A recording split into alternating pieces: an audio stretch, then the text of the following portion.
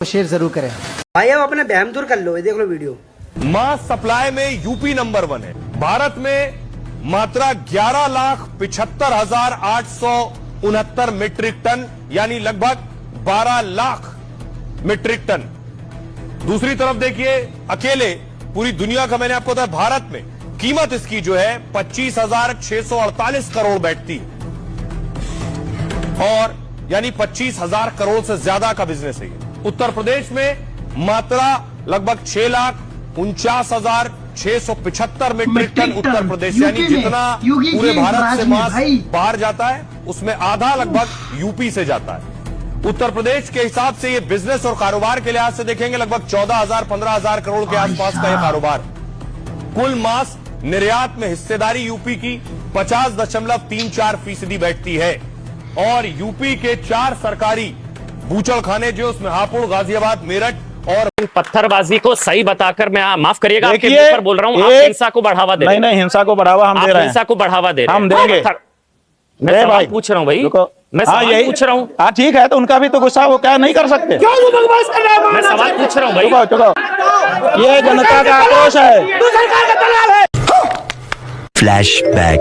अच्छा, एक आंदोलन दिल्ली में भी चल रहा है, उसको लेकर आपके कुछ पक्ष हैं, आप कुछ कहना चाहिए? आप मना कर सकते हैं। वो आंदोलन नहीं है, जंतर मंतर। वो जनता के बीच में व्याप्त भारी निराशा का विक्षोभ। सही है। और आंदोलन के नाम पर जो अराजकता हुई, जो हिंसा हुई, वो गलत। बताता हूँ। पहले दिन अराजकता नहीं हो गई, इतने दिन से मांग की गई, ये हुआ वो हुआ, उसके बाद फिर एक व्यक्ति अनशन पर बैठा, फिर 20 दिन उसके बीत गए, 20 दिन के बाद उग्र हुए हैं लोग। 20 दिन तक तो शांति के साथ बैठे रहे। तो ये उग्र होना, अराजकता सही है? एक समय देखिए, एक समय आता है ना, एक समय आएगा कि आप भी उग्र हो जाओगे। बात तो सही है। उत्तर कोरिया में कोई नहीं है जो उग्र होता हो, आपके जैसे लोग वहां होंगे। ये भारत है, यहाँ पर अत्याचार और अन्याय के विरुद्ध लोग खड़े हो जाते हैं। इसलिए पूछा था महाराज जी, क्योंकि यहाँ पर अत्याचार अन्याय के विरुद्ध लोग खड़े होते हैं। अत्याचार करने के लिए, अन्याय करने के लिए, यहाँ तो एक सीमा तक शांति रहती है। मर्यादा पुरुषोत्तम ने भी कह दिया, गए 3 दिन बीत। समझ गए कि नहीं? नहीं। जो पत्थर चला रहे हैं उनकी गलती नहीं है। देश क्या बोला तूने? और जो पैलेट गन चला रहे हैं उनके बारे में बात करो।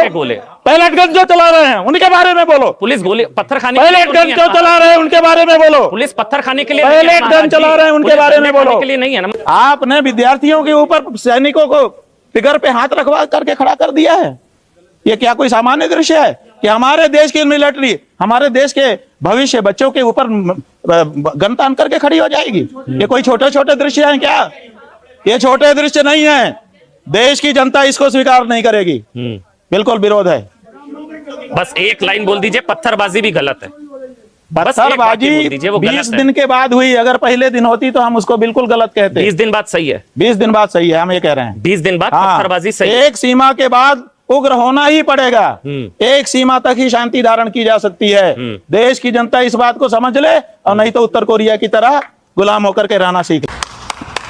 दंगा देखा, इससे पहले लाल किला हिंसा देखी, तो इस शाहीन बाग हमने देखा। ये दंगा है के नाम पर, ये दंगा है, दंगे जैसे हालात हुए। ये दंगा है, बिल्कुल दंगे जैसे ये दंगा है, बिल्कुल ये दंगा है, दंगे जैसे हालात हुए महाराज जी। कौन है ये लोग?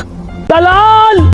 पुलिस के द्वारा हमारी छोटी सी बेटी के पीछे लकड़ी घुसाना, ये कितना सही है बताओ? ये कहाँ पे, कौन सा लकड़ी घुसाना बताइए? ये नहीं देख पाओगे, बताइए ना। ये नहीं देख पाओगे। यही है इनका दोगलापन, यही है इनका दोगलापन। ये इनको नहीं देखते हैं।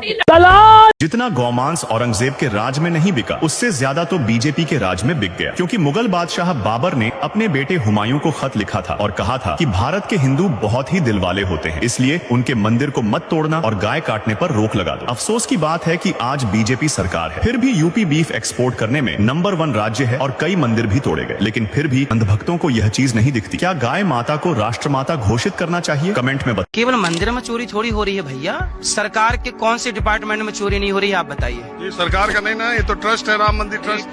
वो ट्रस्ट नहीं है, सरकारी है मंदिर। अब राम मंदिर में बताइए कितने गुरुकुल चल रहे हैं, राम मंदिर में कितनी गौशालाएं चल रही हैं, जितना पैसा चोरी हुआ इससे कितने गुरुकुल। हमारे पास तो कोई बड़ा दानवीर नहीं है, हम तो लोगों से थोड़ा थोड़ा पैसा मांगते हैं। आपने हमें 100 रुपए दे दिया, हमारे लिए बहुत बड़ी बात है। ऐसे थोड़ा थोड़ा करके हम सेवाएं कर रहे हैं। तो राम मंदिर में तो लाखों रोज आ रहा है, कितने गुरुकुल चल सकते थे, कितने बच्चे पढ़ सकते थे, कितने हॉस्पिटल बन सकते थे उस पैसे से। बनाइए ना। चोरी क्यों हो रही है? वो चोरी हो रही है तो कौन कर रहा है तो क्यों कर रहा है, क्यों आपने चोरों को बिठाया, गलती किसकी है? इसलिए जितने मंदिर में सरकारों का कब्जा है, अपने कब्जे से मंदिरों को मुक्त करना चाहिए और विश्वसनीय व्यक्तियों को देना चाहिए जो नर सेवा नारायण सेवा मानकर जन की सेवा करे। सरकारें भी नहीं सुन रही, साधु संत कब से चिल्ला रहे हैं गौ हत्या बंद करो, कहाँ सुन रहा कोई। अब संतों की जब सुनेगा नहीं तो संतों का ट्रस्ट में वहाँ पे नाम कहाँ है, कितने संतों का नाम है भाई? क्या